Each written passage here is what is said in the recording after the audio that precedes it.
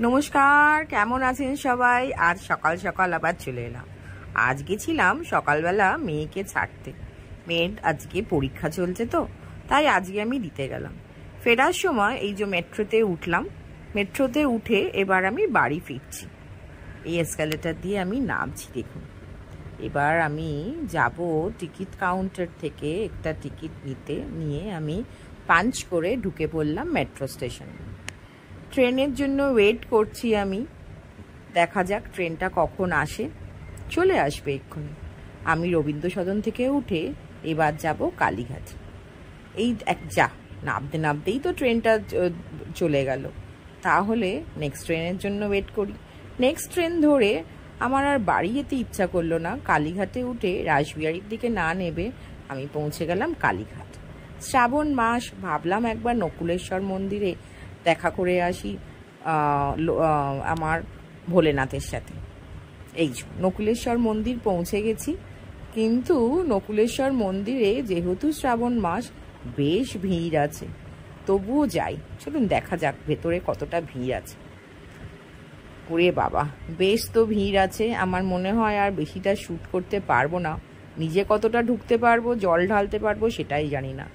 যাক, ভেতরে ঢুকতে পারলাম। ভিড় ঠেলে লাইন দিয়ে দাঁড়ালাম একটা জল আর মালা নিয়ে।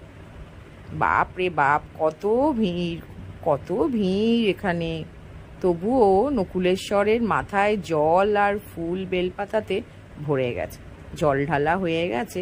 এবার যাচ্ছি আমি মায়ের দর্শনের জন্য। কালীঘাটটা এত সুন্দর করে রিনোভেশন করেছে যে দেখলেই মন ভরে যায়। আগের থেকে অনেকটা নিট অ্যান্ড ক্লিন করেছে, রং করেছে মন্দিরটা। কি সুন্দর লাগছে। আর কি সুন্দর করে পার্টিশন করে দিয়েছে দোকান এবং মন্দির। অপূর্ব। এই চলো, মেন গেটটা দিয়ে আমরা ঢুকছি। আচ্ছা, আপনাদের মনে আছে একটা দুধ পুকুর ছিল কালীঘাটে? সেই দুধ পুকুরটা কিন্তু মন্দিরের সাথে ভেতরে ঢুকিয়ে নিয়েছে। এই মেন এন্ট্রেন্সটা দিয়ে আমরা ঢুকছি। এটা হচ্ছে 1 নম্বর গেট। বড় স্টিলের দরজা, কি সুন্দর করে সাজিয়েছে। আমি ভেতরে ঢুকে গেলাম। এই সেই দুধ পুকুরটা যেটার কথা আমি আপনাদের বলছিলাম। সুন্দর করে সাজানো, দেখুন, গাছ দিয়ে ভরিয়ে দিয়েছে। এখন যেখানেই যাই সেখানেই গাছ দেখতে পাই, আর সেই জন্যই মনটা খুব ভালো লাগে। এই যে দুধ পুকুরটা কি সুন্দর বাঁধিয়ে সুন্দর করে বসার জায়গা করেছে। আমরা এখানে বসে অনেকক্ষণ থাকতে পারি। এই যাত্রীদের জন্য এখানে একটা শেড দিয়ে, রেলিং দিয়ে পুরো আলাদা আলাদা করে দিয়েছে, যাতে বর্ষাকাল বা প্রচণ্ড রোদে যাত্রীদের কোনো অসুবিধা না হয়। মাকে দেখতে তো প্রচুর লোক আসে, দূর দূর থেকে আর লোক আসে, এবং অনুষ্ঠানে তো প্রচুর ভিড় হয়। চলুন আমরা দেখাই কি সুন্দর করেছে ভেতরটা। পুরোটা তো ছবি তুলতে দিচ্ছিল না, ওখানে পুলিশরা ছিল বলে। মায়ের ভেতরটাও ছবি তুলতে দেয়নি। তুলতে গেছিলাম ভিডিও, পুলিশ আমাকে বারণ করে দিল। এই শেডের তলায় দাঁড়াবে। এই যে মায়ের মন্দির, মায়ের মন্দিরে দেখুন বাবা অনেকটা লাইন পড়েছে। যেতে পারবো কিনা ভেতরে জানি না। এই যে ভিআইপিদের জন্য আলাদা সিঁড়ি যেটা আছে, সেটাকেও সুন্দর করে রং করে করেছে।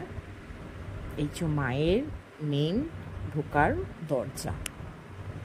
কিন্তু আমি ঢুকতে পারবো না, কারণ দেখছি এখানেও বেশ ভিড় আছে। পুলিশ সিভিল ড্রেসে আছে। এই যে মায়ের রান্নাঘরটাও কিন্তু সুন্দর করে সাজিয়েছে। মায়ের সেই পুরনো কাঠের উনুন, কয়লার উনুন ভেঙে এখন রান্না হচ্ছে গ্যাসে। মায়ের ভোগ হয় গ্যাসে। দূরে ওই দেখুন আর একটা শিব মন্দির। এই যে নাট মন্দিরটা যদিও বা এখনো খোলেনি। আমি নাট মন্দিরের পাশ দিয়ে যে রাস্তাটা আছে, ওই গলিটা দিয়েই ঢুকে একটু মায়ের দর্শন করে নিই। চলুন দেখি কতটা মাকে দেখতে পাই। মায়ের 3টে চোখ নিশ্চয়ই আমি দেখতে পাবো। আমি চলে যাচ্ছি তাহলে নাট মন্দিরের পাশ দিয়ে। এই যে নাট মন্দিরটা দেখুন, নাট মন্দিরের পাশ দিয়ে মায়ের দর্শন।